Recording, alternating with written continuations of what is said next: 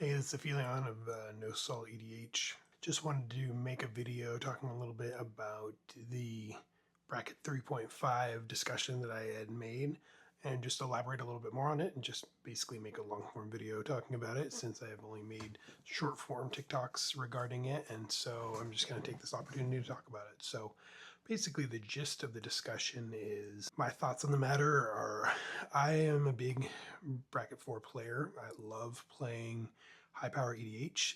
I played the equivalent of bracket 3 for a very long time. I loved playing what was, I guess, considered power level 8, 9 EDH before the brackets were introduced. That was where I landed. I ended up playing a lot more CEDH towards the last couple of years, but when I was playing with my friends, power level 8 is where we usually ended up landing, which would sort of equate to bracket level 4, but it's really bracket 3.5. And I'm going to get into the minutia of that a little bit just because I feel like it warrants some more discussion.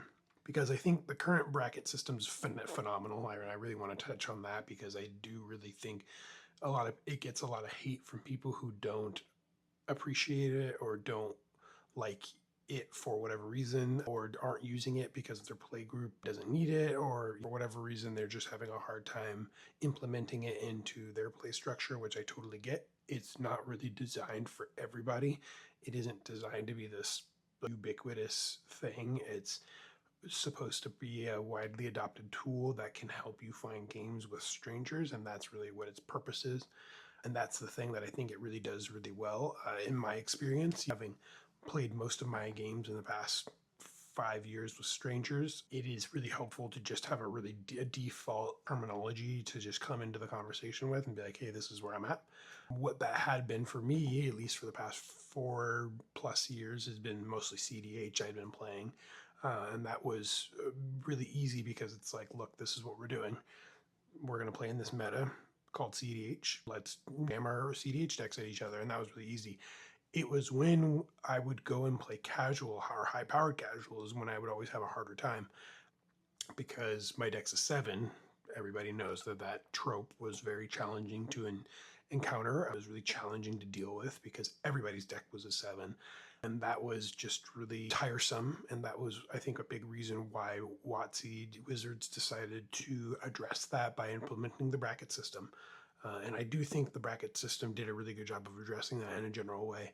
My current feedback to that system is that the only issue that I really have with it is that right now, as it stands, so brackets 1 and 2, no idea what happens there. I am not a bracket 1 and 2 player. That is just not who I am. That's not what I find fun. Bracket 1 sounds abysmal, frankly. My understanding is that seems like mostly what content creators do, and but I'm sure other people also enjoy playing it, and I've felt like when I've interacted with people on TikTok, they've told me this is something that I enjoy, and I love that for them. For you, more power to people who enjoy that.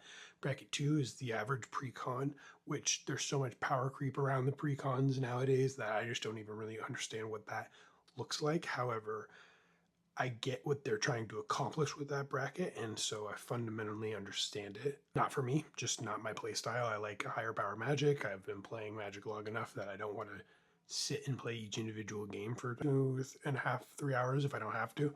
And that's where bracket 3 comes in, which is, in my opinion, the equivalent of my deck as a 7, and that is just sort of where I imagine 60% of EDH exists. Maybe I'm wrong on that. Maybe it's more like half of EDH exists in bracket 3, just because that's probably where the average person gets their deck up to a certain level, and that's where they want to play. It's bracket 3. There's probably some better hard stats on that. I've done zero research, and that is a baseless claim, but I just feel like quite a few people I know, when I am going to an LGS, most people are playing bracket 3 decks. That is just what I see.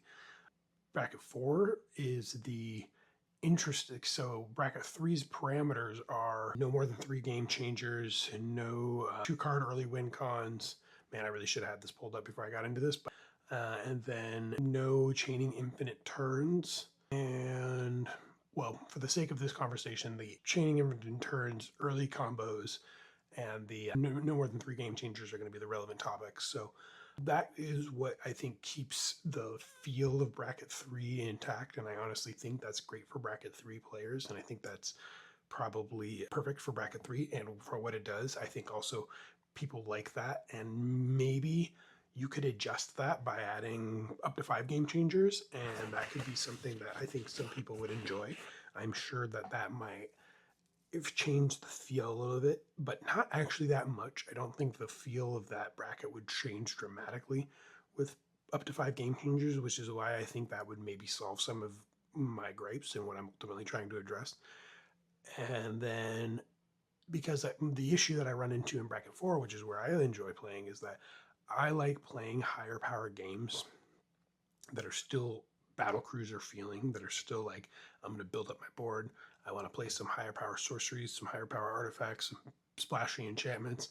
I want Guardian Project to be a relevant card that matters, but I don't want to lose to a Breach combo or a Thassa's Oracle, which happens a lot, not a lot, but sometimes in bracket 4, because people bring watered down CEDH decks into bracket 4. And so bracket 4 is the anything goes category, and some people feel like I can't play my mass land destruction in CDH because it's not viable, so I'll do it in bracket 4.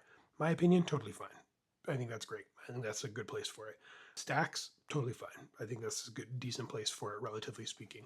When people start playing basically lukewarm CDH decks, I understand that that is what is technically optimized EDH, and that's what people come to bracket 4 for, and that's what some of the other bracket 4 content creators do, and I think that that is beautiful for them, and that is different than what I enjoy out of bracket 4, which is basically a bracket 3.5 type experience, which is like bracket 3 with unlimited game changers, is kind of what I enjoy about bracket 4.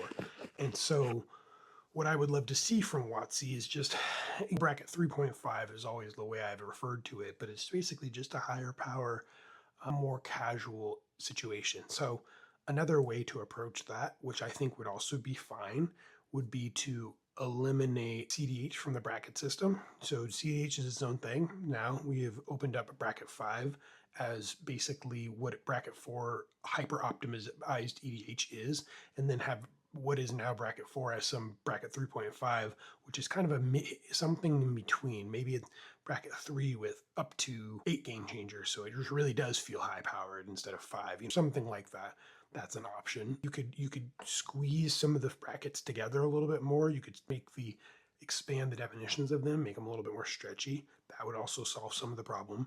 There's a couple of different options, I feel like, of ways that you can approach it.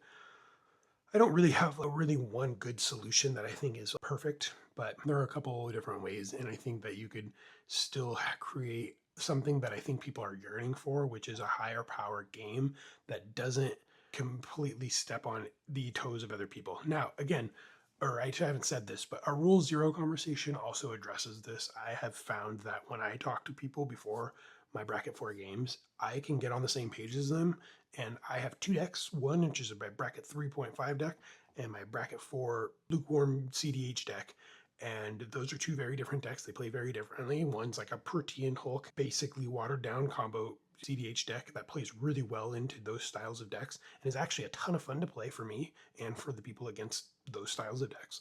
And then the other one is basically a bracket 3 deck with unlimited game changers, and that is a blast for me. It's a bracket 4 mill deck, and it is so much fun for me to play. That's probably my favorite deck to play right now, and I'm loving it. It cannot hang with the decks over here that are playing this game plan. It just cannot. It can because I've put a couple of 2-card combos in it, whatever, combos that work with the commander, or Mind Crank and Bloodchief's Ascension. If I really am aggressively going towards that, I can hang, but I would rather just try to aggressively mill people out with Brewvac and Psychic Corrosion and stuff like that, because that's really fun and it's totally doable in those kind of sloggier bracket 3 battlecruiser decks, or bracket 4 battlecruiser decks or games. Anyway, so bringing it back to my point, I think there's some nuance to be had. Does it need to happen? No. But as a bracket four primary player, I play a lot of games with people, and it's clear that there's two different headspaces going into the bracket. There's very much people who are just trying to play bracket three decks with unlimited game changers and watered down CDH decks. And that's really the two major things that I see happening in bracket four right now. And so I would love for there just to be a better solution. Only reason I'm talking about this is just to advocate for the bracket that I exist in, and the bracket that I play for or play in the most. I feel like there's a ton of representation for CDH. There's a ton of representation for bracket three and below. There's not a ton of representation for bracket four. So that's just what I'm talking about. I'm not really trying to eradicate anything for anybody else. I don't want to step on anybody else's toes. I just want to have more of a discussion around the brackets that matter to me and the brackets that I enjoy playing in, and maybe try to come up with solutions, even just as a community. If Gavin's never going to do anything about it, totally get it. Not his problem. He's got bigger fish to fry, so keep doing the Lord's work. Maybe if the Commander's Rule Committee had a solution for that, I would be open to it. Is a sixth bracket actually the solution? Probably not, but I think just more firm or more elastic rules, even for the brackets, could be a solution. So I just wanted to really go in deep with that and put that into a video and be able to talk about it a little bit more in depth. So I'm glad I did. Thank you for taking the time to listen. If you like this type of content, please share and subscribe, and I'll definitely plan to do more videos like this.